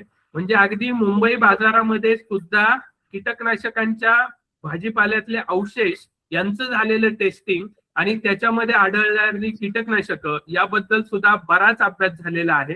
कारण आपण जो विचार करतो हाच जगभरामध्ये पण केला जातो आणि तशी परिस्थिती अगदीच कीटकनाशकांमुळे असं होतंय किंवा तसं होतंय याला वैज्ञानिक दृष्टीने फारसा आधार मिळत नाही. परंतु जे आपल्या जीवनशैलीचा भाग म्हणजे जर जगभरातल्या बाकीच्या देशांचा विचार केला तर ती लोक हेल्थच्या बाबतीत अतिशय कॉन्शियस आहेत. आणि आपल्या देशामध्ये जर विचार केला तर आपल्या मुलांनाच पहा, 8वी-9वीच्या मुलांना जर तुम्ही 1 किलोमीटर पळायला सांगितलं तर आज ते शक्य नाहीये. कारण आपल्या मुलांना बाकीच्या गोष्टींमध्ये म्हणजे तुम्ही मोबाईलवर तुम्हाला 3 तास कसे निघून जातात ते कळत नाही, पण 1 किलोमीटर पळायला आपल्याला हार्डली आपल्याला 20 मिनिटं लागतील. पण तीही शक्यता आज कमी झालेली आहे. म्हणजे त्यांचा संबंध कीटकनाशकांशी फारसा नाहीये, त्याचा संबंध आपल्या जीवनशैलीशी आहे. तरपे सर धन्यवाद, तुम्ही आभार मानलेत. Next yes please please. Sir नमस्कार. नमस्ते सर. आपण म्हणालात शेतीमाला संबंधी आज बरेच स्टार्टअप झाले आहेत. शेती ही सुधारित तंत्रज्ञानावर आधारित केली आहे तर नफा मिळेल. मग सरकारने जे कृषी कायदे केले होते ते शेतकऱ्यांसाठी चांगले आहेत का? सर त्याबद्दल बरीच मतमतांतरं आहेत. तर शेती कायदे मागे घेण्याच्या ही भूमिका शासनाने ठेवलेली होती आणि ते मागेही घेतले मला वाटतं. तर कुठलाही कायदा करत असताना पुढच्या 5-25 वर्षाची त्याची गरज विचारात घेऊन केले जातात. आज जरी आपल्याला शेतीमध्ये असं वाटत असेल की त्या कायद्याची गरज नव्हती किंवा नसेल, परंतु भविष्यात त्याची काहीतरी अभ्यास, प्रत्येक कायद्याच्या पाठीमागे मोठी अभ्यास समिती काम करत असते आणि कदाचित त्याचे आज परिणाम दिसत नसतील, पण 10 वर्षानंतर 20 वर्षानंतर त्याचे नक्कीच परिणाम दिसत असतात.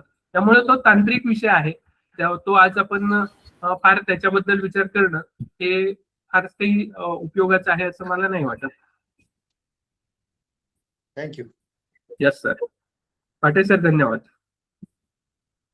सर एक स्कूलकडून एक क्वेश्चन आहे की आपल्या इकडे शेतांमध्ये पिकांवर जी खते टाकली जातात आणि पावसाच्या पाण्यामुळे किंवा आपण जे पाणी करतो त्यामुळे ते खते जमिनीत जातात आणि पाण्यामध्ये मिसळतात. यामध्ये जर आपण ते पाणी पितो त्याच्यावर त्या पाण्यामुळे काही दूषित परिणाम होऊ शकतो का आपल्या शरीरावर? येस सर, खूप सुंदर प्रश्न आहे सर.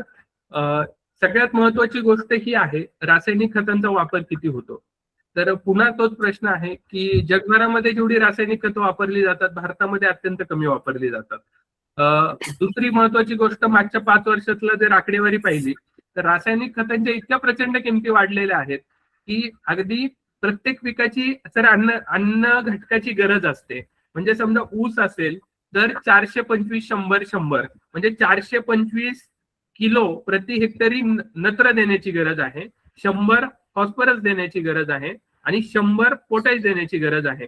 जर एवढी गरज त्या पिकाची आहे खाण्याची, तर तेवढी खतं आपण आज देऊ शकत नाही, अशी आपल्या भारतातली देशातली परिस्थिती आहे. म्हणजे त्या पिकाची गरज आहे, गरजेपेक्षा जास्त खतं टाकली जातात, हे तर पूर्णच चुकीचं आहे. परंतु गरजे इतकी खतं देणे इतपत सुद्धा बऱ्याच शेतकऱ्यांची आर्थिक परिस्थिती नाहीये. म्हणून तुम्ही पहा, एखाद्या गावामध्ये ऊसाचं उत्पादन जर पाहिलं तर एकरी 100 टन आपण ज्यावेळेस म्हणतो, तर गावामध्ये एखादा दुसरा शेतकरी एकरी 100 टन घेऊ शकतो. मग दुसऱ्या शेतकऱ्यांची जमीन काय वेगळी असते का, पाणी काय वेगळं असतं का, खतं काय वेगळी असतात का? तर असं नसतं. अन्नद्रव्य व्यवस्थापन आपलं कमी पडतं. आजही आपण सर जी क्रिटिकल लेवल आहे म्हणजे अन्नद्रव्याची, तर ती अचीव करू शकत नाही, अशी 100 पैकी 70 शेतकऱ्यांची परिस्थिती आहे. त्याच्यामुळं प्रदूषण होतं का, तर जिथं खूप मोठ्या प्रमाणात कारखान्यांमधून इन्फ्लुएन्स बाहेर पडतात, म्हणजे कारखान्यांमधून जे बाहेर पडणारं सांडपाणी आहे त्याच्यामध्ये रासायनिक पदार्थ जास्त असतात. कारण आपण शेती करतो तिथे सर सॉइल हा मेन बॅरियर आहे आणि it is the infiltration media. कारण मातीच्या खाली पुन्हा मुरुम असतो आणि मुरुमाच्या खाली भूजल असतं. त्यामुळं जर काही वापरलं जरी गेलं तरी जमिनीमध्ये एक वॉटर होल्डिंग कॅपॅसिटी असते, तशी न्यूट्रिएंट होल्डिंग कॅपॅसिटी सुद्धा असते. त्यामुळं बरीचशी अन्न घटक जमीन स्वतः धरून ठेवते जी त्यांना गरजेची आहेत आणि त्यानंतरची ती मुरुमामध्ये जाणार. मुरुमामध्ये सुद्धा पाणी आणि अन्न घटक पुन्हा फिल्टर होऊन खाली जाणार आणि ती भूजलामध्ये जाण्याची फार कमी शक्यता आहे. या उलट आपलं घरांचं सांडपाणी किंवा कारखान्यातले सांडपाणी आहे, याचं प्रचंड प्रमाणात रसायनं तुमच्या पाण्यामध्ये जात असतात. त्यामुळे आपल्या शेतीतल्या कीटकनाशकांमुळे किंवा खतांमुळे जमिनीतल्या पाण्याचं प्रदूषण होईल अशी शक्यता अगदी 1% कमी आहे. धन्यवाद. Yes sir, thank you. Is any question? हा सर, नमस्कार. नमस्ते सर. सर, माझा एक प्रश्न होता. हो. आपली जी आंब्याची झाडं आहेत ती 5 वर्षापेक्षा जास्त आहे, 10 वर्षापेक्षा जास्त आहे, तर यांना ते कल्टर आपण घालावं की नाही घालावं याच्याविषयी आम्हाला माहिती. ओके, आंब्याच्या कल्टर बद्दल आपला प्रश्न आहे. Yes, yes. Okay sir. Sir, आपण ज्यावेळेस आंब्या या पिकाबद्दल विचार करतो तर नैसर्गिकरित्या आंब्याला जो मोहर येतो तर तो त्याच्यामध्ये काही फिजिओलॉजिकल प्रोसेसेस होतात, म्हणजे त्याच्यामध्ये काही जैव रासायनिक क्रिया झाडाच्या आतल्या आत होत असतात आणि त्यानंतर मोहर येण्याची प्रक्रिया सुरू होते. आणि साधारणतः त्याचा संबंध वातावरणाच्या तापमानाशी असतो, ज्याला शास्त्रीय भाषेत आम्ही व्हर्नलायझेशन म्हणतो. म्हणजे अल्टरनेट हाय अँड लो टेम्परेचरला झाड ज्यावेळेस एक्सपोज होतं त्यावेळेस त्याच्यातून मोहर निघतो आणि तो जो मोहर निघतो त्याच्यानंतर फळं येतात. त्यामुळं नैसर्गिकरित्या आपल्या हवामानात झाडाला येणारी फळं ही आपल्याला जून महिन्यापर्यंत हार्वेस्टिंगला येत असतात. म्हणजे तुम्ही जर जंगलामध्ये आंब्याची जी झाडं आहेत तर भीमाशंकर परिसरामध्ये तुम्ही कधी भीमाशंकरच्या दर्शनाला पावसाळ्यात गेलात तर त्याच्या आधी अगदी मेच्या एंडमध्ये त्या ठिकाणी गोटी आंबा घेऊन ती मुलं बसलेली असतात. म्हणजे त्या पद्धतीने जर आपण नैसर्गिकरित्या आंबा जर पिकवला किंवा त्याला कुठल्याही कल्टरचा वापर केला नाही तर त्या पद्धतीने फ्लॉवरिंग येणार, त्या पद्धतीने आंबे येणार.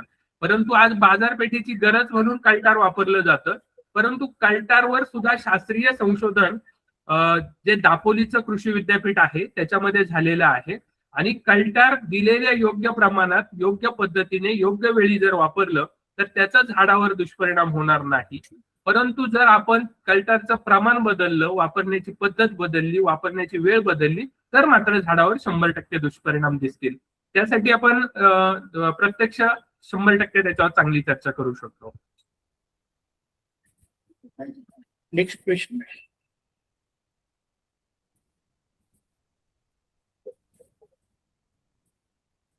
Mahesh Thorat sir, thank you very much. Sir, any question?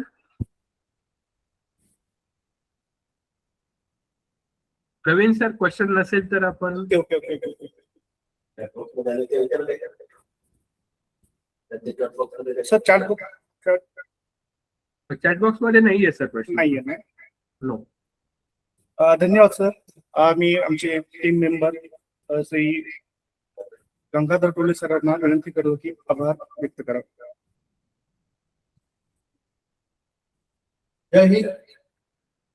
आदरणीय प्रमुख पाहुणे, माननीय वक्ते, प्राध्यापक राधाकृष्ण गायकवाड सर, सर्व मुख्याध्यापक, शिक्षक वृंद, पालक आणि माझ्या प्रिय विद्यार्थी मित्रांनो, आजच्या या ज्ञान संवर्धन व प्रेरणादायी व्याख्यानाच्या समारोपाच्या प्रसंगी आभार प्रदर्शन करण्याची संधी मला मिळत आहे, याचा मला आनंद होत आहे. सर्वप्रथम ट्रेसेबल गिव्हिंग फाउंडेशनच्या वतीने आणि उपस्थित सर्वांच्या वतीने मी आपल्या आजच्या माननीय वक्ते आदरणीय प्राध्यापक राधाकृष्ण गायकवाड सरांचे मनपूर्वक आभार मानतो. शेती, पर्यावरण आणि हवामान बदल या अत्यंत महत्वाच्या विषयावर आपण अतिशय सोप्या, प्रभावी आणि विद्यार्थ्यांना समजेल अशा भाषेत मार्गदर्शन केले. शेती, पर्यावरण संवर्धन, हवामान बदलाची कारणे, परिणाम आणि त्यावरील उपाय याविषयी आपण दिलेल्या मौल्यवान माहिती विद्यार्थ्यांना नक्कीच प्रेरणादायी आणि उपयुक्त ठरेल व हेच विद्यार्थी आपल्या पालकांना, नातेवाईकांना याची माहिती देतील. आपल्या अमूल्य वेळेबद्दल आणि बहुमोल मार्गदर्शनाबद्दल आम्ही आपले मनपूर्वक ऋणी आहोत. तसेच या कार्यक्रमात सहभागी झालेल्या सर्व मुख्याध्यापक, शिक्षक वृंद आणि पालकांचे मनपूर्वक आभार. विद्यार्थ्यांना अशा उपयुक्त उपक्रमामध्ये सहभागी होण्याची आपण दिलेले सहकार्य अत्यंत मोलाचे आहे. माझ्या सर्व विद्यार्थी मित्रमैत्रिणींची विशेष अभिनंदन आणि आभार. तुम्ही संपूर्ण व्याख्यान लक्षपूर्वक ऐकले आणि उत्साहाने सहभाग नोंदवला, याबद्दल तुमचे कौतुक करावे तेवढे थोडेच आहे. शेवटी ट्रेसेबल गिव्हिंग फाउंडेशनच्या संपूर्ण टीमचे मनपूर्वक अभिनंदन आणि आभार. ग्रामीण भागातील विद्यार्थ्यांसाठी happy Saturday online lecture series सारखा उपक्रम सातत्याने राबवून ज्ञानाची नवी दारे खुली करण्याची कार्य निश्चितच प्रेरणादायी आहे. पुन्हा एकदा सर्व मान्यवरांचे मनपूर्वक आभार. जय हिंद. जय हिंद. धन्यवाद टोले साहेब. Thank you sir. आपले सर्वांचेही आभार, विद्यार्थ्यांचे आभार. Thank you very much. Thank you sir.